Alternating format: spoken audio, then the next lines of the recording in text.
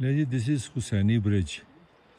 ये 625 फीट लंबा है, यानी कि आप 625 फीट इसको वॉक करके इसको क्रॉस करते हैं इस दरिया को। और ये बड़ा ही तारीखी और बड़ा पाकिस्तान, पूरी दुनिया में इसकी बड़ी मशहूरी है इसकी तस्वीरों की। और इसके साथ ये जिप लाइन भी है, ये आप इस तरह भी इसको सैर कर सकते हैं। वो देखें, वो आप ये इस तरह आते हैं। तो ये 1983 में बना है। इस पे चलना जो है वो हमारे लिए तो बड़ा मुश्किल है, क्योंकि वो आपको नज़र आ रहे हैं कि साहब चलते वो तो बिल्कुल नॉर्मल चल रहे हैं, वो यहाँ के लोकल हैं, उनके लिए वो मसला नहीं है।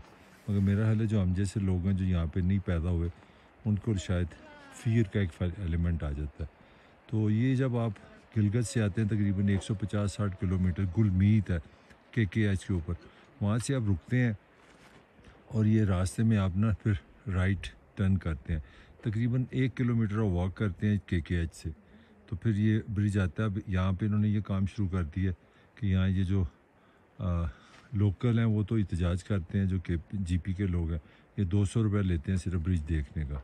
तो मैंने भी 200 रुपये दे दिए। मैंने कहा चलें, इनकी सुबह से पता नहीं बारिश हो रही है, इनकम हुई है कि नहीं हुई है। तो ये एक बड़ी हिस्टोरिक जगह है जी, बड़ी फ़ोटोजेनिक जगह है, पूरी दुनिया में इसका चर्चा है इस ब्रिज का।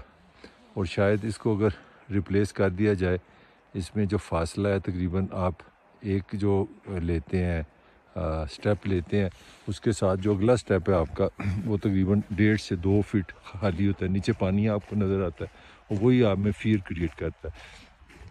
यहाँ पे एक खातून भी पिछले कुछ दिनों पहले गिर गई थी, उनका भी एक वाक़या हुआ है, तो इसलिए ज़रा थोड़ा सा एहतियात इसमें ज़रूरी है। अगर आप में वो साइकोलॉजिकली अगर आप स्ट्रॉन्ग नहीं हैं, तो फिर मशवरा नहीं कि आप इसको वॉक करें।